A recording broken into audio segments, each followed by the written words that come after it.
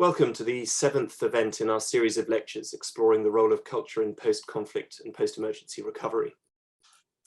Today's talk is extremely topical, as we'll be discussing mental health and well-being and the role that arts and culture play in helping victims of conflict, with a particular focus on examples in the Middle East.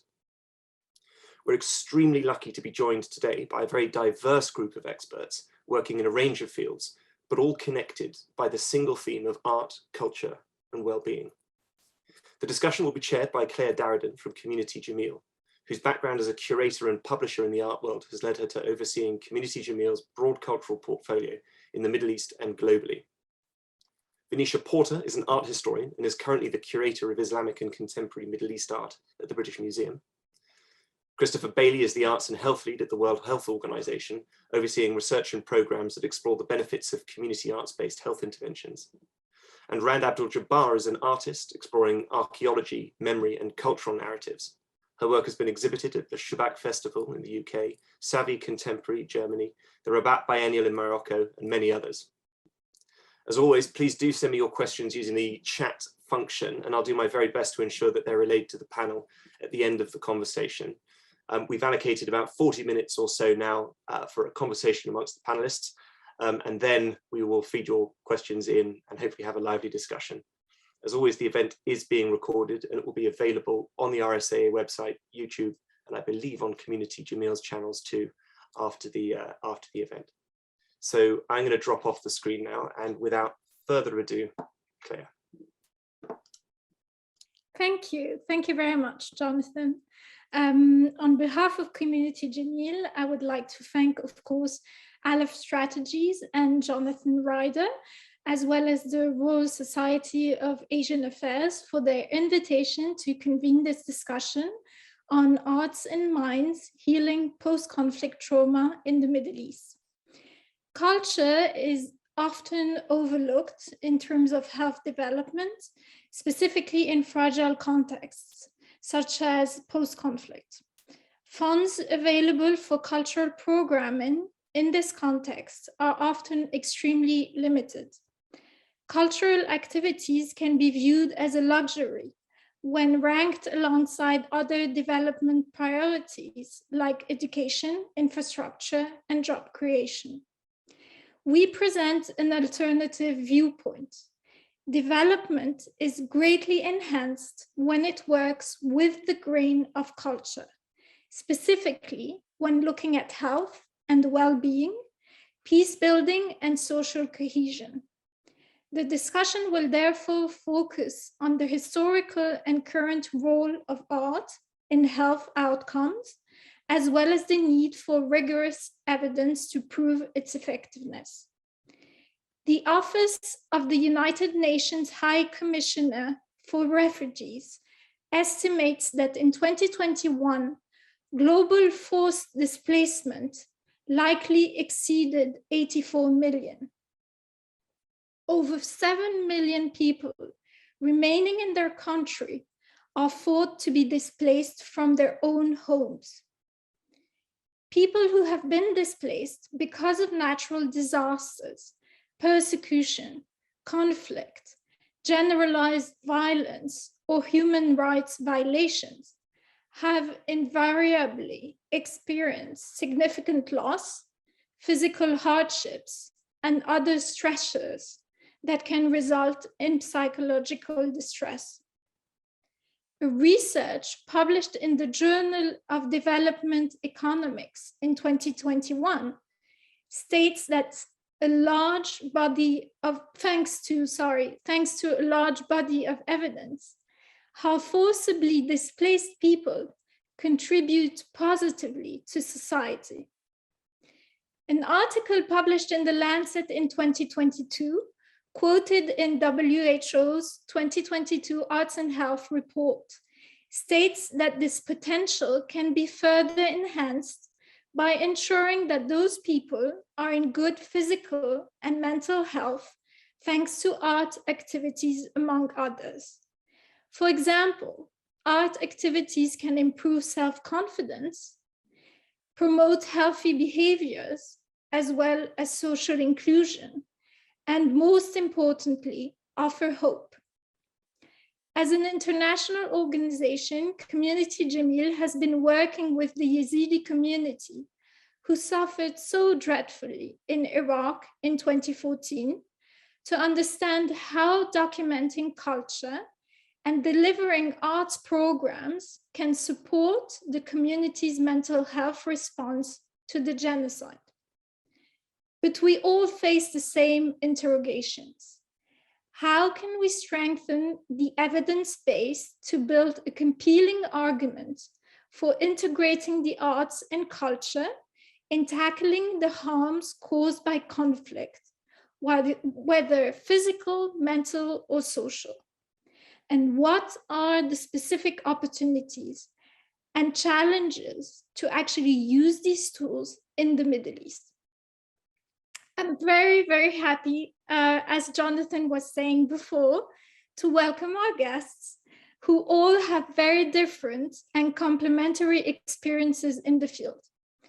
Venetia Porter, you have been a curator of Islamic and contemporary Middle East art at the British Museum since 1989. Your perspective as a curator is very precious. How do Middle Eastern contemporary artists relate to trauma in their practice? How does it actually heal? Christopher Bailey, you are a professional actor and playwright, as well as the arts and health lead at the WHO. Your program focuses on exploring, understanding, and supporting the health benefits of the arts in order to ensure policy making in the field. Finally, Rand Abdul Jabbar, as an artist, you engage in a multidisciplinary approach. Throughout your process, you often borrow from and reconstruct the ephemera of place, history, and memory. You regularly explore and contest with individual and collective memory to produce fragmentary reconstructions of post-conflict settings, such as Iraq. Now, I will leave Venetia to open this conversation. Venetia, the floor is entirely yours. Thank you very much. Thank you so much, Cléa, and thank you very much for inviting me to participate in this really extraordinary conversation. It's so important what you're doing. The thing I wanted to start with was just in my 6 minutes, which I'll endeavour not to go over, is really that I am a museum curator. I work in the British Museum, and the first thing I want to say before focusing on two artists whose work I think is relevant to our conversation, is actually the place of the museum as a reassuring place.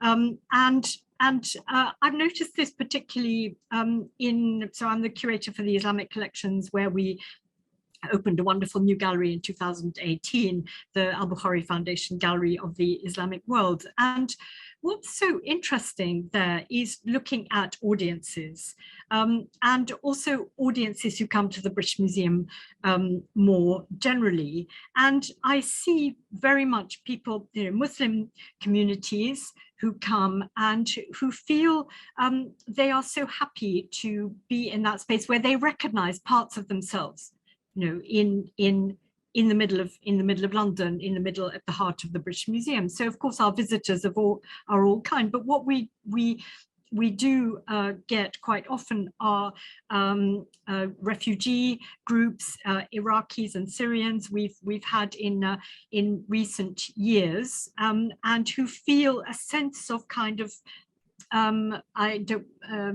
reassurance and peace when I talk to them, that they actually feel some kind of link to where they come from. And so the beauty of the gallery, the fact that you can just sit down and relax in there, is something very important to them. And this was also something I remember talking extensively with Michael Rakowitz about this, actually Iraqi American artist who did a huge amount of work which was connected to the looting of Iraq and museums and so on, following the US-led invasion of 2003, about how Iraqis would come to the British Museum, and instead of feeling, why has the British Museum got all this stuff in the first place and how did they get it, which is the sort of normal reaction, but to feel actually a sense of contentment and connection.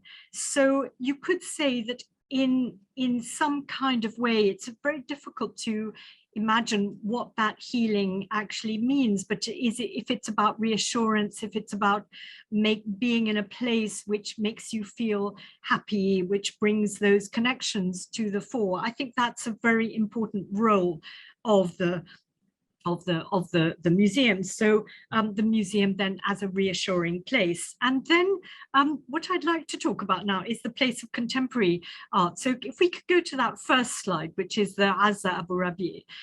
So at the British Museum, we've been making a collection of works by contemporary Middle Eastern artists, works on paper, essentially is what we acquire. And I had an exhibition, organized an exhibition last year, which was called Reflections, Contemporary Art of the Middle East and North Africa, which is showcasing our collection. And a lot of the works are actually to do with conflict, with really highlighting awareness of all of the different situations around the Middle East, issues of migration and so on. What I found when visitors were looking at this material is that in a sense it kind of woke them up. You know, these are, we all know the terrible things going on in Syria and elsewhere, but actually our eyes glaze over when we see it coming up in the newspapers. And what the art does is it makes you think. So it's a big question. When an artist makes work, who are they making it for? So in the context, so of course you've got the artists making it for themselves, but you've also got that engagement with the visitor. So with Azza Abu Rabi, a very interesting Syrian artist who was an activist artist in 2011, obsessed by Goya, as you can see with these works. So she was an activist, as I said, in 2011. 2015, she was put in jail for a year. And so she started drawing while she was there. And then she left a year later, and she then spent time, she's now in Beirut. Sort of frustratingly for her, she got a scholarship to go and study in Spain, to study Goya, but somehow or other visas didn't work and so on. She said something as I was thinking about her and how important her work is. I wanted to try and find out what that work meant for her to do it. And she has this very interesting statement, which I've put at the top here. After she had done all this, I felt relieved, like all these things started coming out. So for her, this was a moment of real relief when she had come to the end of this series. And then very quickly, I want to talk about a work by Sadiq al-Fraji, Iraqi artist, very obviously something very, very different here. So Sadiq al-Fraji, very important Iraqi artist, and this work is in an exhibition that I've just curated called Amakin, which is in Saudi Arabia at Ithra and Dahran. So the interesting thing there again is what he was doing, what it meant to him, and how the audience reacted to it. So this is in such a broad context of this word healing, which has sort of so many manifestations. So for Sadiq al-Fraji, he's been out of Iraq, actually left in 1991. He's only recently last few years been able to go back, but all of his work is about Iraq. And this is an incredible work that I think, The Tree I Love in Abu Nuwas Street. And so he remembers, you know, this street, Abu Nuwas Street by the Tigris River. There was a particular tree, and then it's a whole conversation between him and the tree, and it's nostalgia. This is about nostalgia. This is about the connection you make when you can no longer be in that place that you love. And it was very interesting to observe the visitors who came to see the exhibition, Amakin, meaning places, and actually standing in front of this tree and feeling a real connection with it. So it's really this broader question of what does art do? It triggers all sorts of things, but it also provides It can provide information. It can touch you intellectually, but it can also touch you in your heart. So I'll stop there. Thank you.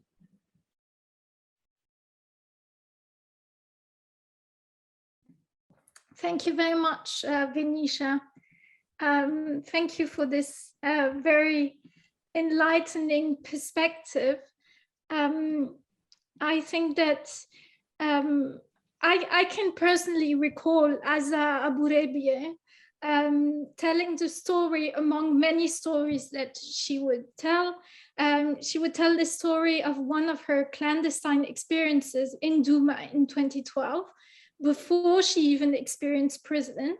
And she had designed and put on a puppet show for a classroom of 20 children hiding in a basement. And she later explained how it had actually allowed them to experience a freedom of speech that they had altogether long forgotten.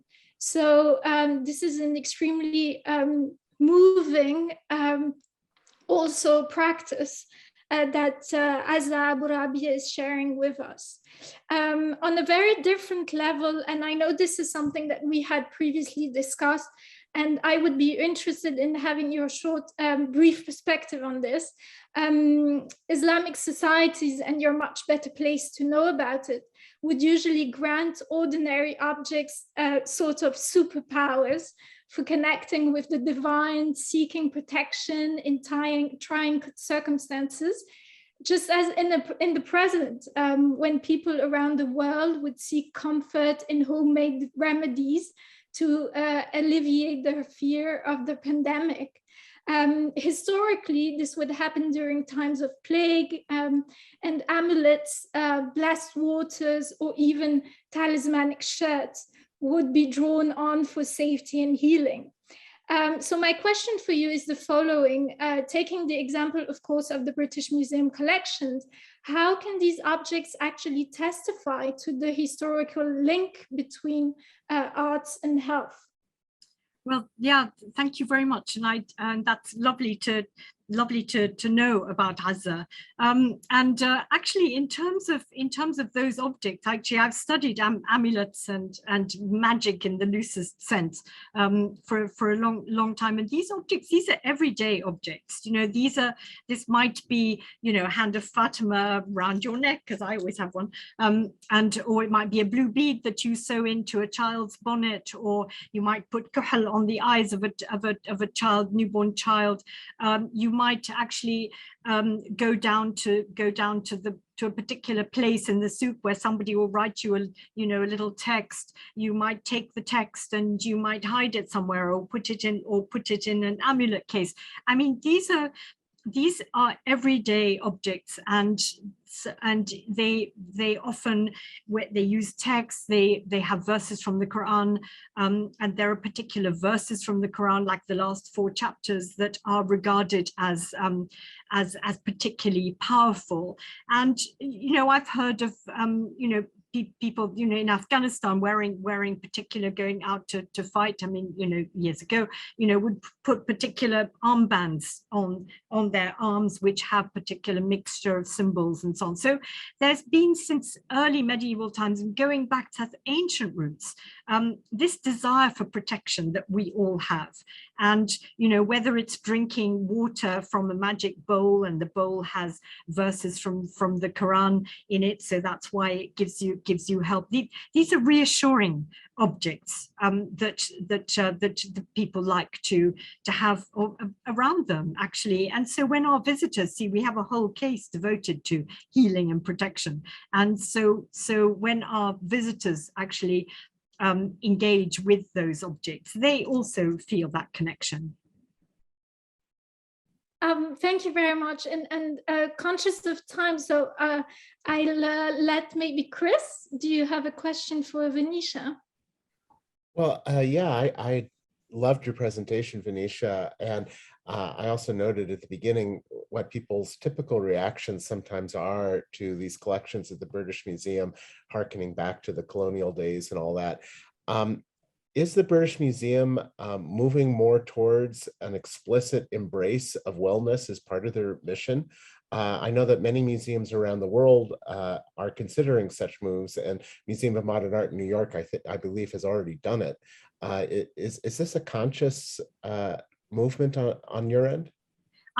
Thank you for that question and for your kind words. I'm not sure whether there is a deliberate policy, but I think, you know, I certainly feel that if there isn't a deliberate policy, there probably should be. But I just find that it's the instinct for when I'm with these groups, you know, to try and understand how they can make a connection with these objects. So, but I don't know more broadly. I mean, that's definitely a question I need to ask. So thank you. So just to make sure, Ron, did you have a question for Venetia? Yeah, I mean, you know, it's nice. Thank you for the presentation. It was wonderful to kind of see some of those works. And, you know, as an Iraqi myself, kind of, you know, the British Museum does have a sort of special place in my heart. It's kind of a love-hate relationship, I must admit. That's okay. I think sometimes it is difficult to deal with some of the looting and that history. But at the same time, obviously, you know, I'm privileged to be able to actually visit and experience it. And yeah, I'd be curious just to hear more about kind of how, you know, there's outreach between the museum and some of, you know, London as being a city that has so many of those kind of diasporic communities, and if there are any programs that you're doing with them. Well, I think there have been, you know, over the years, yes, there have been some programs, yes, quite a lot actually. And just the other day through Jabbar, in fact, we had a visit from a group, and they'd won a prize to do with English language, and Alia came. And that was really wonderful. The people that she brought, who were actually, it has to be said, they'd come into this gallery for the first time. And one of the very interesting reactions was that they came with their families, some of them who had never, of course, you know, they were of Muslim faith and they knew their Islam, of course, incredibly well, but they had never looked at objects like this. They kept telling me again and again, they hadn't looked at the material culture associated with Islam, and that was incredibly interesting actually to talk with them about that. Thank you very much, Venetia, and thank you all for your questions. Chris, if you'd like to share your own experience, I think we'd love to listen to you. Sure. There are a couple of stories that I think might be instructive to this conversation. The first is, boy, it was about maybe 20 years ago. One of the first times that my eyes were open to the potential of using the arts in health and development, particularly in a mental health and a social psychosupport context, was a performance of Euripides, the Trojan Women, believe it or not, at CERN, which is the particle accelerator just outside of Geneva. They have a big arts program, and the idea there is that if they can get the scientists to start thinking creatively, they'll come up with better hypotheses. So the link between science and art is something that's being actively explored in many different sectors in Europe. In that particular production, the directors had gone into an IDP camp in Jordan and had recruited about a dozen or so Syrian women who had left their homes years earlier and were in these camps, and they were organized into these theater groups. And one of the resulting productions was this amazing production of Euripides, the Trojan Women. And I want you to imagine on stage in a black box theater, 13 or so women all dressed in burqas, head to toe, reciting these words from Euripides of over 2,500 years ago, of the fall of Troy, and their feelings of the men that they had left behind, the men that were killed, their uncertain future, not knowing where they were going. And as this production began to unfold, each one of these women began to tell their actual story in Syria and in Jordan. One turns out to have been a businesswoman, another a teacher, another a housewife, another a grandmother, another a greengrocer. And the way the stories of their contemporary lives braided in and out of Euripides' millennial old words were truly stunning and magnificent. And the fact that we were hearing the voices of women who, even in Euripides' day, were not given the microphone. We rarely heard the female point of view of these stories. And the effect on the audience was just absolutely electric. And what was ringing out in my mind was one of my favorite quotes from Carl Jung, who once said, the great Swiss psychologist, he said, "Loneliness is not the absence of people. Loneliness is the inability to express what matters to you most." And for these women, they were given the opportunity to express what mattered to them most. And it turns out it wasn't about the crimes being committed or about the perpetrators of those crimes. It was about rebuilding their lives. It was about their relationships. And all of this began to sink in with me.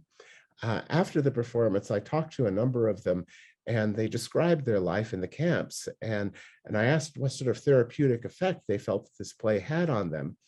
And they described, many of them, their emotional experiences, not just relief from anxiety or post-traumatic symptoms, but the incredible boredom, the inactivity in the camps, the lack of anything to do, the lack of being able to exercise their abilities.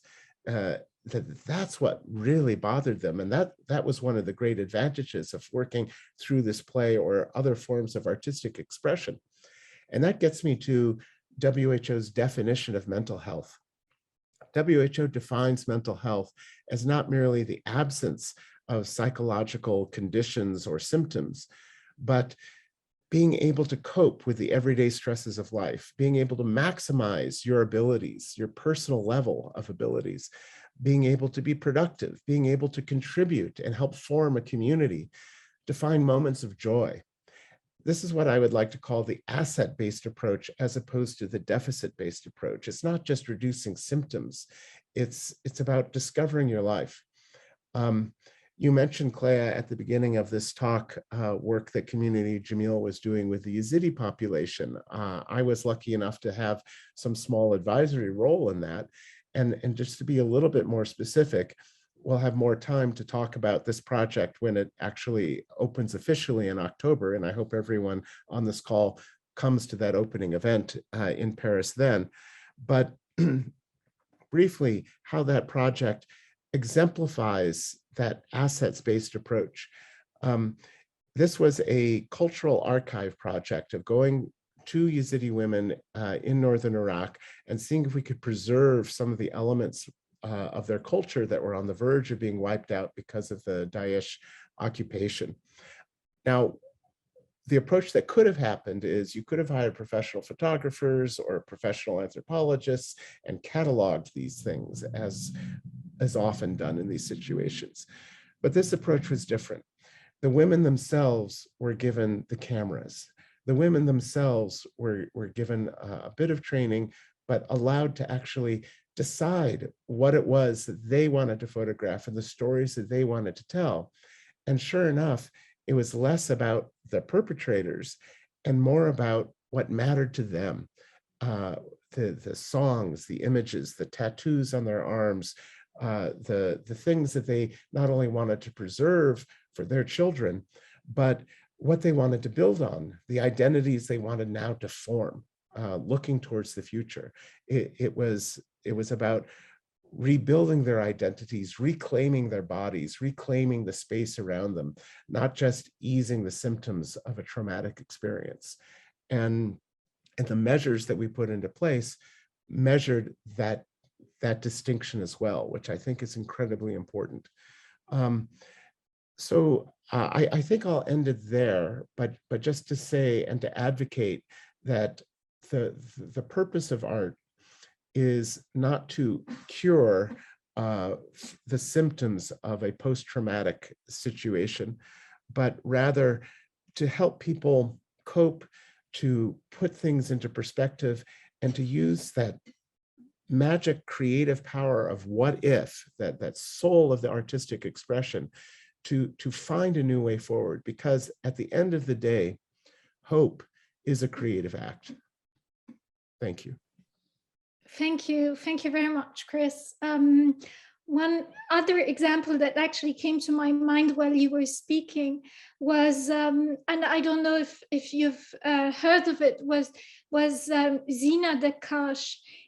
She actually intervened in Lebanon and has pioneered the use of drama therapy in complex settings, such as in Beirut's Al-Noor Drug Rehabilitation Center, where most of the patients were actually middle-aged former fighters who had participated in Lebanon's civil war and still had very vivid memories of it.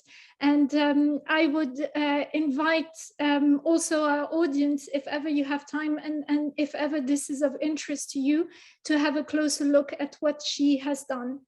At the intersection of research, but also of cultural practice and global policy, the power of the arts when speaking of healing post-conflict trauma in the Middle East is very effective. And I do believe that the Yazidi Cultural Archive you were speaking of, Chris, actually speaks for itself. And the evidence that we were able to gather as to the effectiveness of implementing an arts program within the community will also be, I hope, as impactful as possible, especially towards the people who may need it most. But this being said, I'll leave it mostly to Venetia and Nuran to ask the question. I know that time is running, and I'd rather also leave you the floor if you have anything to ask to Chris. I have a quick question. Thank you so much, Chris. That was really, really interesting and moving, what you were saying. I was wondering, just in sort of practical terms, in terms of resources. So in these places that you are describing, the camps and the boredom and so on, obviously the funding that comes in is essentially to feed people and provide that medical infrastructure. What sort of, is there a rule of thumb? Is there, is there a proportion of this that is devoted to art activities for children and all of that? Is it now recognized as such an important thing that actually the different aid organizations are focusing on that? No, sadly, there is no rule of thumb. And when these kinds of interventions happen, it's usually ad hoc.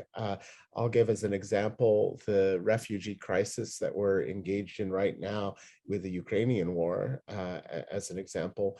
I'm working with different clowning organizations, which have had a tremendous impact of bringing joy and a spirit of play to children in these camps. And using their skills and activities to provide that psychosocial support. But usually when they get implemented, it's because somebody in the NGO knew somebody at the clowning organization. It was not strategic. And that's one of the things that at WHO and through our Healing Arts Initiative that we're partnering with NYU and Culture Runners and Community Jameel has been very supportive of so far.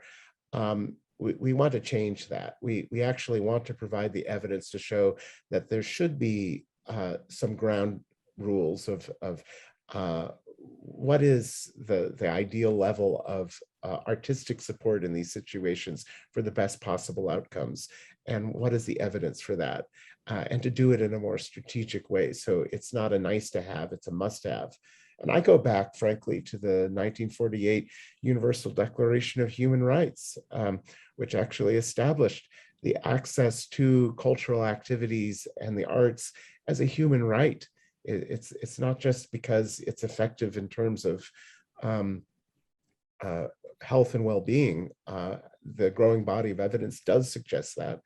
But frankly, it's as much of a human right as the right to health. Thank you, Chris, and thank you, Venetia, for your question. Rand, do you have a question for Chris before we actually jump into your presentation? Thank you, Chris, for the wonderful presentation, and very curious to learn more about both projects, and I think they'd resonate well with the project I'm also about to introduce.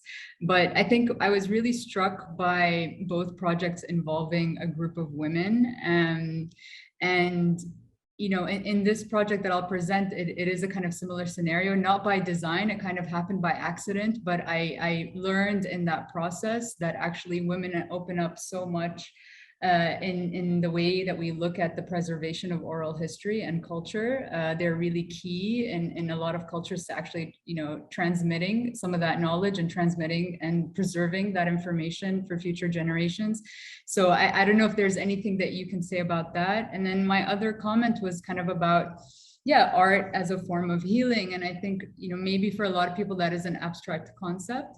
But you know, for me, what it is, it's kind of opening up maybe, or introducing a set of tools that help facilitate some sort of expression. And so I was curious about maybe what was that process like within some of those projects, and how did you introduce those tools?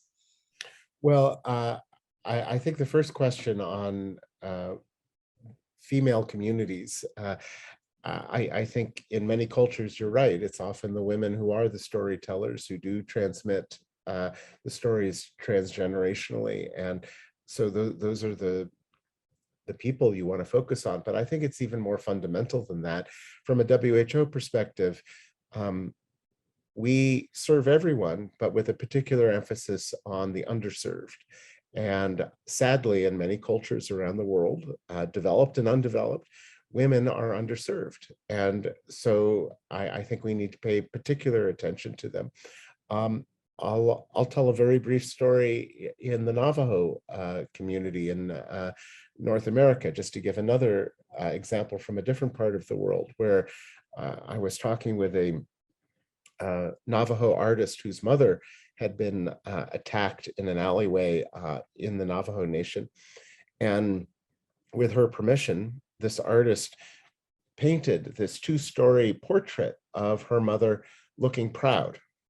And excuse me, not only did that give her mother a sense of excuse me, reclaiming her space, her own physical identity, but crime in that neighborhood dropped to zero. And it shows the positive cycles between physical health, mental health, and social health. They're actually intertwined. And I think that's really important.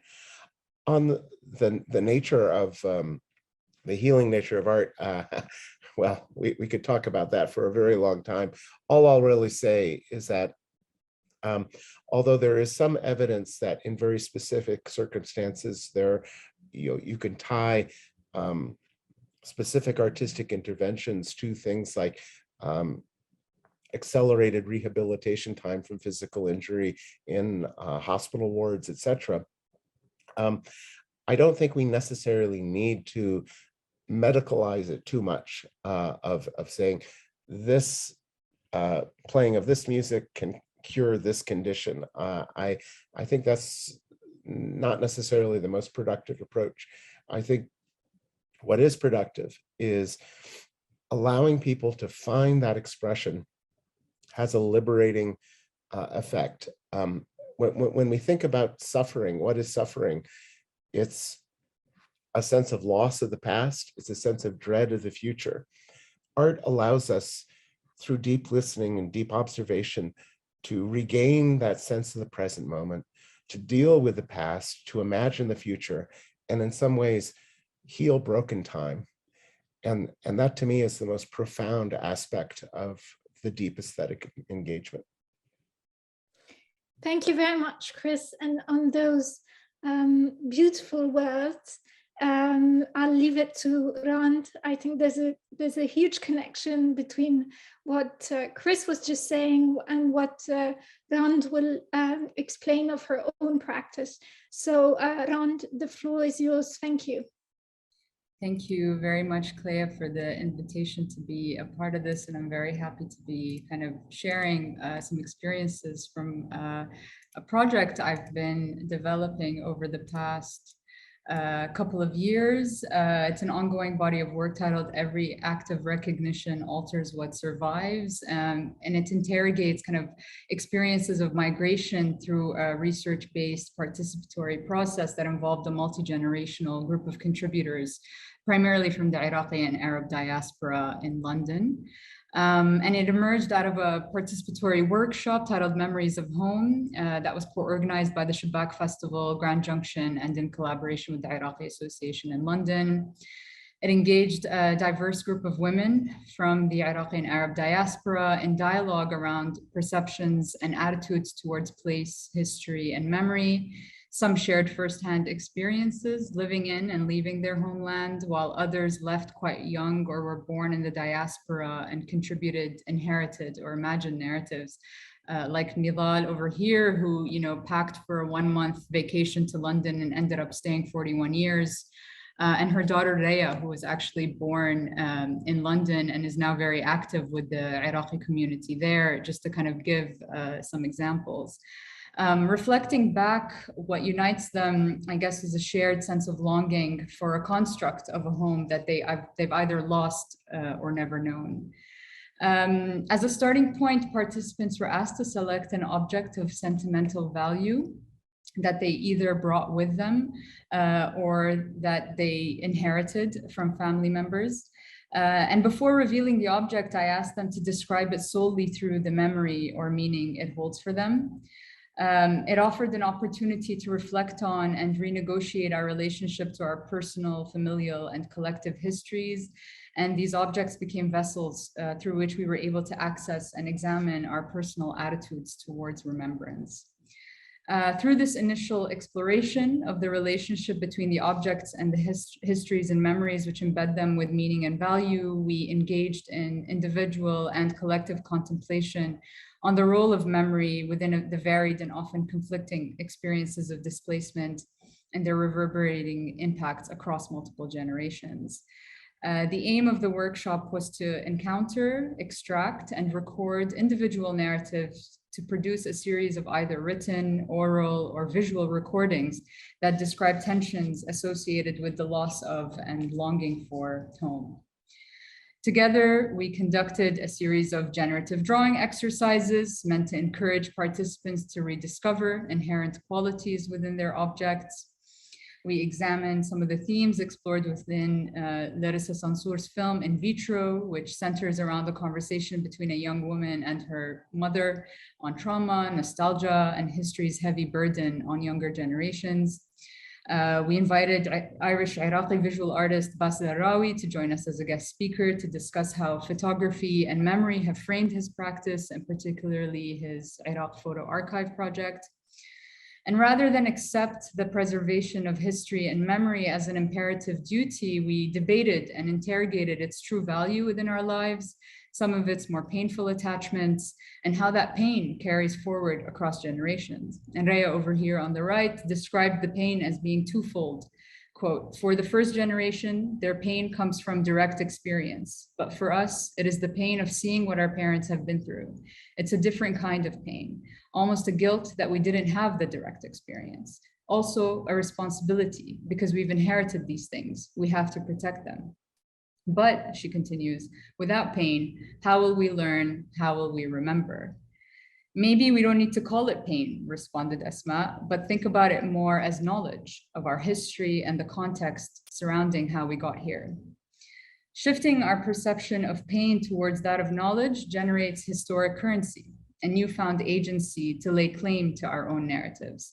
So one person's past becomes their community's history. And documentation of this individual knowledge becomes essential to our ability to communicate our collective narratives and push back against contemporary misrepresentations of our culture in the media and elsewhere. This brings us to the intended outcomes of this workshop: to produce a series of recordings, fragmentary reconstructions of personal experiences that start to reveal the tenuous threads which maintain our emotional connections to a construct, our home. What is our responsibility towards communicating our experiences, and in what form does our legacy take shape? These are questions I'm posing, and I invite you all to also, when you have some time, maybe visit the project website where you can learn more about the workshop itself. Also look through and read and discover the recordings and outcomes from the workshop, and see how it sort of developed in further phases into Act 2, the climbing vine, and Act 3, the garden scene, which were part of the Shubbak festival. And this work actually is in response to an ancient Assyrian relief at the British Museum. So there's also a connection there with Venetia. This is the website, actsofrecognition.com, and that's all from me. Thank you. Thank you so much, Rand. Every act of recognition alters what survives is actually a fascinating participatory process in which, as you explained, women of the Iraqi, but also of Arab diasporas in London have actually engaged, thanks to you, in a kind of healing process through conversation around the role of memory in order to reclaim a sense of ownership over their personal and collective experiences. Now, my question for you is, quoting your own words, how has your practice as an artist contributed to shifting your perception of pain towards that of knowledge? Yeah, I think that was like a huge revelatory moment for us, right? That actually, you know, you grow up in these kind of familial experiences. I remember, you know, my mother always trying to kind of paint this very rosy picture of the place. And when I first decided to go back to Iraq a couple of years ago, she was really worried that that image that she had built was going to be shattered. You know, she's like, I'm worried about you going. What if it's not the place that you always kind of imagined it to be? And this is a fear that we saw across you know, many of the participants, you know, this instinct to shelter. And I think what it allowed is really this kind of open dialogue between the two generations that maybe doesn't happen at the kind of nuclear familial level, but was opened up through this kind of more collective community conversation that we had to really interrogate, you know, why is it that you're doing this, and why is it that we're reacting in this way, and really kind of seeing that, you know, there is a need for us to kind of talk about these things more openly, to have a more productive attitude towards them.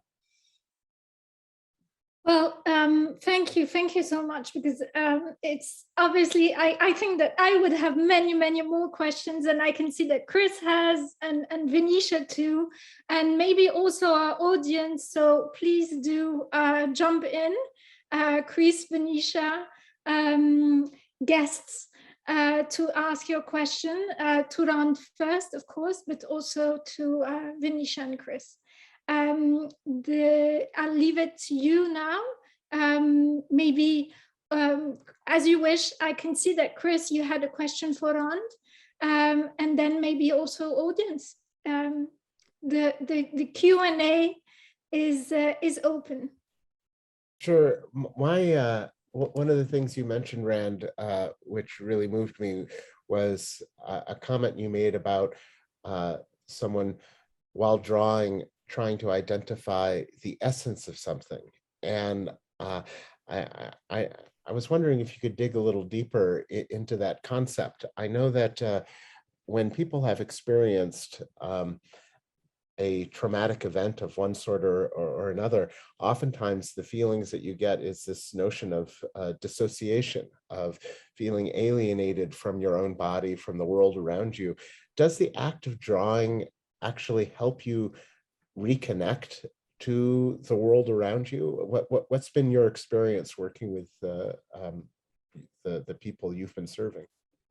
I'll quote an old professor of mine that always described drawing as actually an act of kind of like drawing, like pulling from your subject, and that was really the sort of attitude that we took there. It's kind of like, you know, through a different set of exercises. Some were sensory, kind of blind drawings, feeling the object, discovering little details or elements that you had kind of lost sight of, and in many ways they opened up, and you'll see maybe in some of the recordings later, like Rhea discovering certain patterns within the ring that her mother gave her that reminded her of kind of the palm tree, and her kind of this very strong connection that she feels to a palm tree that kind of like anchors her in her relationship to a place. So I think it generated that sort of feeling amongst the group, that they were able to rediscover things about their own attitudes or memories that they hadn't really connected to the object before.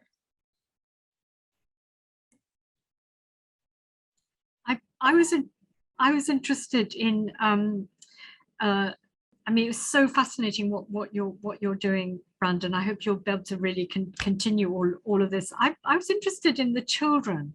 You didn't talk specifically about the children, because what's interesting to me there is that, of course, they won't have experienced, you know, you think of the kind of tens or unders of these families who've come over, and they won't have experienced those things, the symbolism of the palm tree and all that. So there must be something there where the families are wanting the children to connect with that past and where they come from, but how you do that if as a child you haven't actually experienced that. So how you communicate all of that. I don't know if that makes sense as a question. Mm-hmm.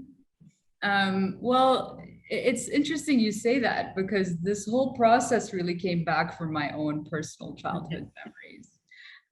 You know, I grew up, we left Iraq when I was 5 years old. So I grew up kind of in the diaspora too. And my parents kind of surrounded us in our house with all these objects, you know, these ceramic tiles and rugs and little silver pieces. And to them, they were kind of like, you know, fragments or remnants from a place. But to me, they were these kind of like portals, you know, that transported me. You know, I'd like imagine what the streets would look like or what the marshes would look like. And so that this idea of really kind of connecting to the object really kind of came from that childhood experience, because it was so formative in my in like my construction of my relationship to the place. And I found that it did really resonate, you know, and the family heirlooms, you know, there's so little that you could have taken away from you, and that they become so precious.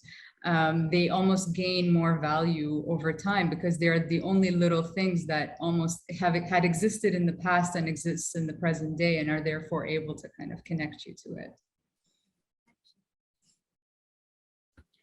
Thank you so much, John. I think, Jonathan, unless I'm mistaken, I think we have many questions that we need to answer now.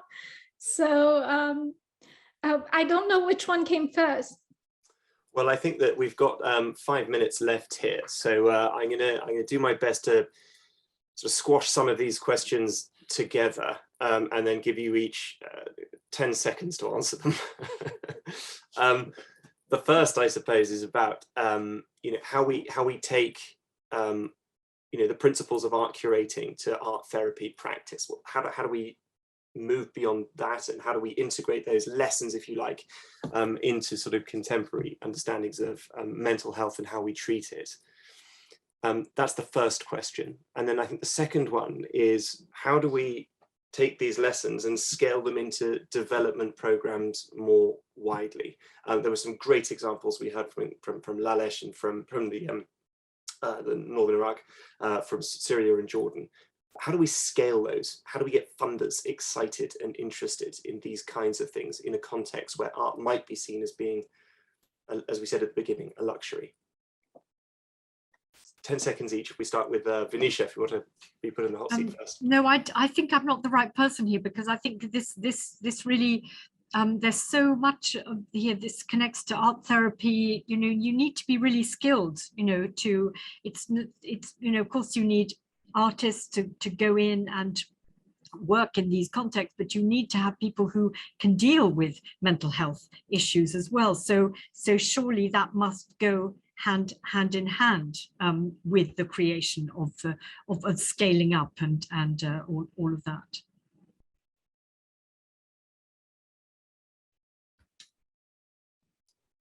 Christopher, would you like to comment? Oh, sure. Well, scaling is what WHO is all about. And I mean, just to give a couple of examples in 10 seconds, one is a program that was actually started in the UK of using music to help fight postpartum depression of young mothers.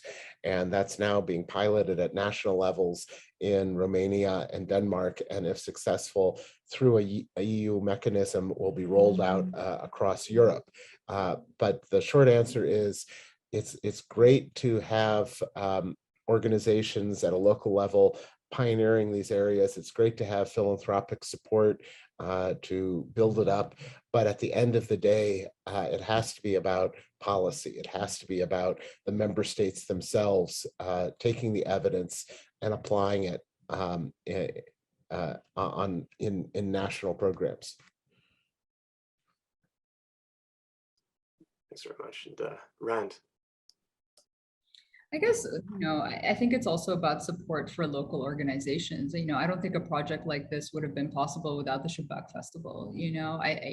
They're key partners in this, wanting to engage with their communities and outreach to them. And I think that organizations like that also require the support to be able to do this work.